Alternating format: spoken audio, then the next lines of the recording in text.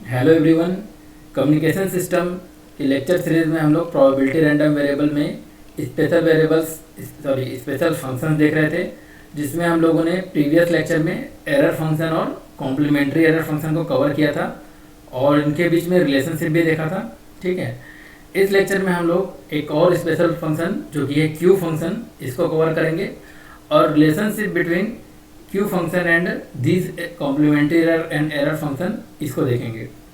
तो आप हमारे हैंड रिटन नोट्स डिस्क्रिप्शन में दी हुई लिंक पर जाकर डाउनलोड कर सकते हैं। डिस्क्रिप्शन में और भी यूजफुल लिंक्स हैं, आप उन्हें भी चेकआउट कर सकते हैं।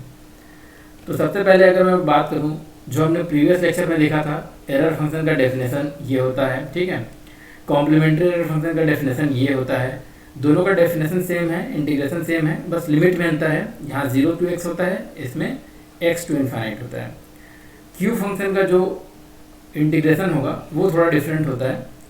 1/√2π x to इन्फाइनाइट और e to the power -y² dy। ठीक है, यहाँ पर लिमिट क्या होता है, x to इन्फाइनाइट होता है और e to the power -y² ये होता है। तो इन तीनों को समझने के लिए हमें एक और फंक्शन की जरूरत पड़ती है, जिसे हम लोग कहते हैं मैथमेटिकल फंक्शन है गामा फंक्शन।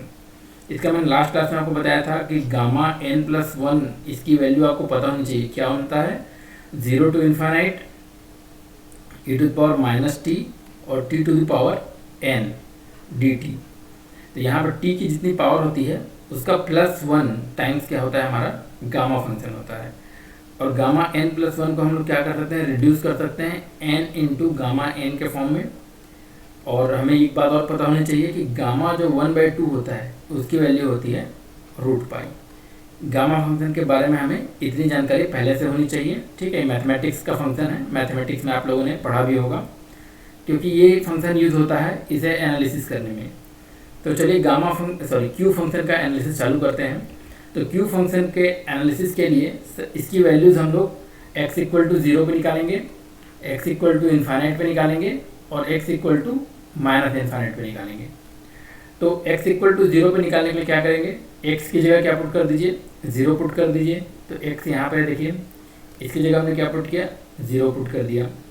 अब हमारा ये जो इंटीग्रेशन है, इस इंटीग्रेशन को सॉल्व करने के लिए हम लोग कोशिश करेंगे कि ये जो इंटीग्रेशन है ये गामा फंक्शन में कन्वर्ट हो जाए। तो गामा फंक्शन में कन्वर्ट करने के लिए ये जो टर्म है, ये टर्म हम लोग क्या चाहते हैं कि यहाँ पे क्या है, e to the power -t आए।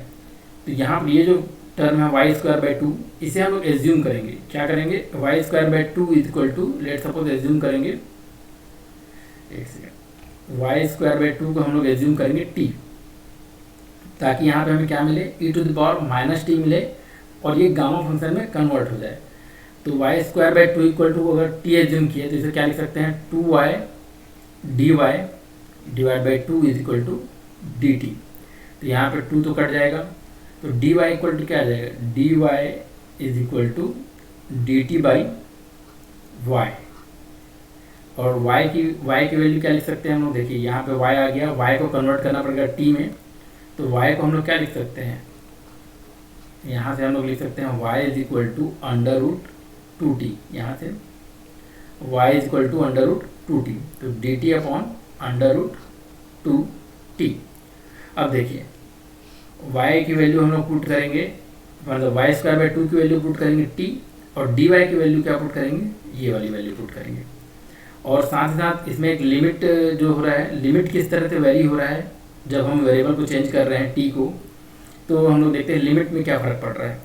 देखिए जब y² हमने क्या एज्यूम किया है, y²/2 = t एज्यूम किया है। ठीक है, तो जब y की वैल्यू 0 होगी, तो t की वैल्यू भी क्या होगी, 0 होगी। और y की वैल्यू इन्फाइनाइट होगी तो क्या होगी, t की वैल्यू भी क्या होगी, इन्फाइनाइट होगी। मतलब लिमिट में कोई चेंज नहीं हो रहा है। तो चलिए देखते हैं ये क्या हो जाएगा, 1/√2π, और लिमिट में कोई चेंज नहीं है, 0 to इन्फाइनाइट ही रहेगा, और e to the power -t हो जाएगा, और dt की जगह, dy की जगह हम लोग dt/√2t लिखेंगे।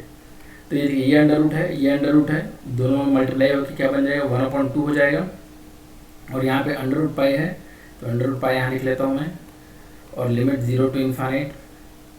ठीक है, और e to the power -t भी लिख लेते हैं, और देखिए यहाँ पर t to the power under root t है, तो अंडर रूट टी मतलब टी टू द पावर 1/2, और ये जब नीचे में है डिवाइड में है तो ऊपर जाएगा तो क्या हो जाएगा, टी टू द पावर क्या बन जाएगा, -1/2 बन जाएगा dt।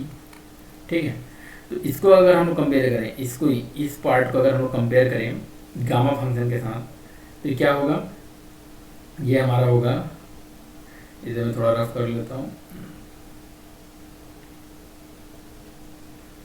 ये आया था 1/2 under root pi 0 to infinite e to the power -t और t to the power -1/2, ये आया था। ठीक है, तो इसे हम लोग कंपेयर करें गामा फंक्शन के साथ, तो ये कहलाएगा हमारा 1/2 अंडर रूट पाई, ये पार्ट गामा -1/2 + 1 मतलब 1/2 रूट पाई, ये कहलाएगा गामा 1/2, गामा 1/2 मतलब रूट पाई, यहाँ पे इसका मतलब क्या है, ये रूट पाई, और ये रूट पाई और ये रूट पाई क्या हो जाएगा, कैंसिल हो जाएगा। तो हमें क्या मिला, क्यू फंक्शन की वैल्यू एट 0.0 क्या मिला, 1/2 मिला, 1/2 क्यू फंक्शन की वैल्यू 8.0 ये हमारी मिली 1/2। अब इसकी वैल्यू देखते हैं एट पॉइंट इन्फाइनाइट पर और एट माइनस इन्फाइनाइट पर। तो इन्फाइनाइट पर देखने के लिए क्या करेंगे, एक्स की जगह इन्फाइनाइट पुट कर देंगे, तो इन्फाइनाइट पुट करेंगे तो क्या आएगा, देखिए सॉरी एक्स की यहाँ क्या पुट करेंगे, इन्फाइनाइट पुट कर देंगे, तो क्या होगा, इन्फाइनाइट पुट करेंगे तो लोअर लिमिट भी इन्फाइनाइट, अपर लिमिट भी इन्फाइनाइट। तो कभी भी जब दोनों की लिमिट सेम होती है, लोअर लिमिट और अपर लिमिट सेम होता है, तो उसकी वैल्यू कितनी होती है, 0 होती है। तो क्यू फंक्शन की वैल्यू एट पॉइंट इन्फाइनाइट क्या होगा, 0। अब एक माइनस इन्फाइनाइट पर देख लेते हैं, माइनस इन्फाइनाइट पर वैल्यू क्या होगा, यहाँ पे एक्स की क्या पुट कर दिए, माइनस इन्फाइनाइट पुट कर दिए। माइनस इन्फाइनाइट पुट किए तो ये इंटीग्रेशन की लिमिट माइनस इन्फाइनाइट से प्लस इन्फाइनाइट होगी, और चूंकि यहाँ पे y क्या है, स्क्वायर फॉर्म में है, y क्या है, स्क्वायर फॉर्म में है, तो ये जो हमारा इंटीग्रेशन है ये क्या बन जाएगा, ये बन जाएगा एक इवन फंक्शन, इवन फंक्शन बन जाएगा, क्योंकि अब y की जगह में आप -y भी रखेंगे तो -y का स्क्वायर करेंगे तो ये फिर +y² बन जाएगा, तो इसमें कोई चेंज नहीं होगा। तो इस तरह के फंक्शन को हम लोग लिख सकते हैं 2 इंटू लिमिट 0 to इन्फाइनाइट, तो 2 इंटू ये पोर्सन सेम रहेगा, लिमिट क्या होगी, 0 से इन्फाइनाइट होगी। तो देखिए इस पोर्सन को देखिए, ये पोर्सन वही है जो हम लोगों ने क्या किया था, क्यू फंक्शन की वैल्यू जब निकाली थी 8.0 पर, तो क्या आया था, एक्स की वैल्यू यहाँ पे 0 पुट किए थे, तो ये जो चीज़ मिला था 0 पे जो मिला था वही चीज़ आ गया। तो 0 पे हमें क्या मिला था, हम जानते हैं 0 पे हमें मिला था 1/2, तो क्या आ जाएगा, 2 इंटू 1/2 मीन्स 1। तो हमें क्यू फंक्शन की वैल्यू क्या मिल गई, 0 पर मिली 1/2 मिली, इन्फाइनाइट पर मिली 0 और माइनस इन्फाइनाइट पर मिली 1। तो इसका अगर हम ग्राफ ड्रॉ करें तो क्या होगा, देखिए माइनस इन्फाइनाइट पर 1 है, मतलब 1 से आएगा, होता हुआ 1 से होता हुआ आएगा, 0 तक जाते जाते थोड़ा कम होगा, सॉरी 0 पर 1/2 है ना, तो 0 पर जाते जाते क्या होगा, 1/2 होगा, और प्लस इन्फाइनाइट पर जाते जाते क्या हो जाएगा, वो 0 हो जाएगा। तो कुछ इस तरीके का हमें मिलेगा कि तो क्या हो गया, माइनस इन्फाइनाइट पे क्या है, 1 है, 1 से होता हुआ आ रहा है, 0 पर जाते जाते डिक्रीज होते होते 1/2 होगा, और इन्फाइनाइट तक पहुँचते पहुँचते क्या हो जाएगा, वो 0 हो जाएगा। तो ये हमें क्यू फंक्शन का ग्राफ मिल जाएगा। चलिए अब relationship between Q function and error function या फिर कॉम्प्लीमेंट्री एरर फंक्शन देख लेते हैं। हम ये रिलेशनशिप क्यों देख रहे हैं एरर फंक्शन में और कॉम्प्लीमेंट्री एरर फंक्शन में और क्यू फंक्शन में, क्योंकि जो अब गेट का क्वेश्चन आता है तो आप सॉल्व करेंगे तो हो सकता है आपको मिले एरर फंक्शन के फॉर्म में, बट जो उसमें ऑप्शन दिया हो वो किसके फॉर्म में हो, क्यू फंक्शन के फॉर्म में हो। तो आपको एक फंक्शन को किसी दूसरे फंक्शन में कन्वर्ट करने आना चाहिए, क्योंकि आपको जो आंसर मिल रहा है हो सकता है किसी और फॉर्म में हो वो, और जो गेट क्वेश्चन में ऑप्शन दिए हुए हैं वो किसी दूसरे फॉर्म में हो, तो आपको कन्वर्ट करने आना चाहिए।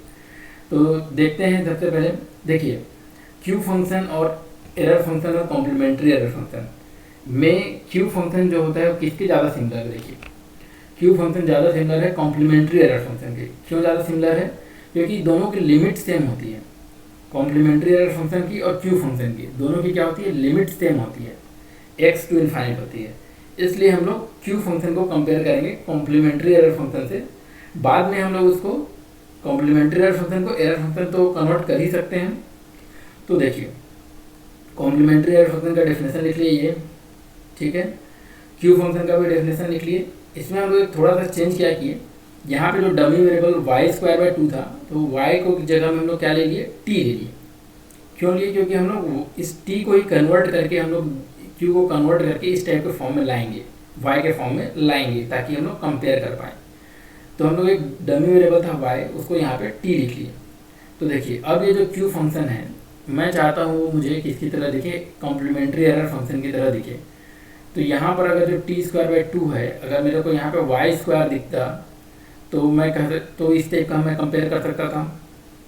तो t² को अगर मैं t/√2, ठीक है, t/√2 को अगर मैं एज्यूम कर लूँ y, तो अगर मैं t/√2 को एज्यूम कर लूँ y, तो यहाँ पे जो t² है इसको मैं क्या लिख सकता हूँ, y² लिख सकता हूँ। तो इसमें मैंने एज्यूम कर लेता हूँ, इसके लिए क्या एज्यूम कर लेता हूँ कि late t/√2 is the y। तो इसमें से क्या मिलेगा हमें, dt = क्या मिल जाएगा, √2 × dy, ये मिल गया dt। बट देखिए इसमें क्या होगा, एक चीज़ और क्या चेंज होगा, लिमिट्स चेंज होगी। जब y की वैल्यू क्या है, x है, जब y की वैल्यू क्या है, x है, तब t की वैल्यू क्या हो जाएगी, t की वैल्यू हो जाएगी x/√2 हो जाएगी, x/√2 यहाँ से। और जब y की वैल्यू क्या होगी, इन्फाइनाइट होगी, तब t की वैल्यू कितनी होगी, t की वैल्यू इन्फाइनाइट ही होगी। इसमें सॉरी यहाँ पे उल्टा लिख दिया मैंने। जब t की वैल्यू, ये t है ना, यहाँ पे देखिए, यहाँ पे क्या है, t के फॉर्म में इंटीग्रेट कर रहे हैं। जब t की वैल्यू x होगी, जब t की वैल्यू क्या होगी, x होगी, तो y की वैल्यू कितनी होगी, x/√2। और जब t की वैल्यू इन्फाइनाइट होगी, तो y की वैल्यू भी क्या होगी, इन्फाइनाइट होगी। तो अब हम लोग इस एरर फंक्शन क्यू फंक्शन को हम लोग क्या लिख सकते हैं, 1/√2π, और लिमिट चेंज हो जाएगी, x की जगह में क्या आ जाएगा, x/√2, और अपर लिमिट सेम रहेगी, इन्फाइनाइट रहेगी। और e⁻t² को हम लोग क्या लिख सकते हैं, y² लिख सकते हैं, तो -y²। और dt की जगह हम क्या लिखेंगे, √2 × dy। तो ये √2 का कैंसिल हो जाएगा, इसके साथ क्या मिला हमें, 1/√π लिमिट x/√2 इन्फाइनाइट और e⁻−y² dy, ये हमें मिला, ठीक है। अब इसको मैं कंपेयर करना चाहता हूँ कॉम्प्लीमेंट्री एरर फंक्शन के साथ। तो क्या क्या चीज़ें इसमें सेम है, क्या क्या चीज़ें डिफरेंस है, देख लेते हैं। सबसे पहले देखिए यहाँ पे क्या है, 2/√π है, और यहाँ पे क्या है, √π, 1/√π है केवल। तो इसको मैं क्या करता हूँ, 2 लिख लेता हूँ, यहाँ पे 2/√π लिख लेता हूँ, और उसके 2 लिखा हूँ, तो मैं क्या करता हूँ, यहाँ पे एक डिवाइड भी कर लेता हूँ 2 से, तो 1/2 × 2/√π लिख लेता हूँ, ठीक है। बाकी सब कुछ सेम है। देखिए यहाँ पे e² ये है, यहाँ पे भी सेम है, बस एक चीज़ में डिफरेंस है, यहाँ पर x है और यहाँ पे क्या है, x/√2 है। तो ये क्या है, एरर फंक्शन ऑफ x है, क्योंकि यहाँ पर x है। ये क्या होगा, x/√2 है, तो मैं इसे क्या लिख सकता हूँ, इसे मैं लिख सकता हूँ, this is nothing but the error function complementary error function of x/√2, ठीक है।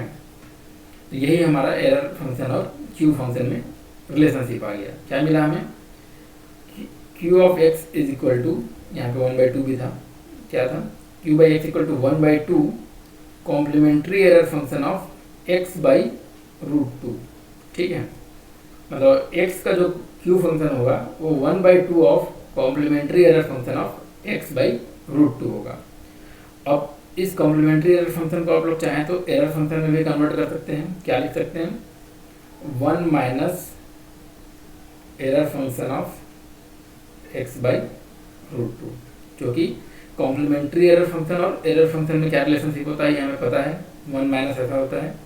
तो हम लोग क्यू फंक्शन को कॉम्प्लीमेंट्री एरर फंक्शन में भी कन्वर्ट कर सकते हैं, एरर फंक्शन में भी कन्वर्ट कर सकते हैं। तो इस तरीके से हम लोग तीनों को एक दूसरे में इंटरचेंज कर सकते हैं। अगर आपको लेक्चर पसंद आया हो तो ज़रूर सब्सक्राइब कर लीजिएगा, और डिस्क्रिप्शन में हैंड रिटन नोट्स की लिंक है, आप उन्हें ज़रूर चेकआउट कर लीजिए। हमारे फेसबुक पेज को भी ज़रूर फॉलो कर लीजिए। Thank you so much.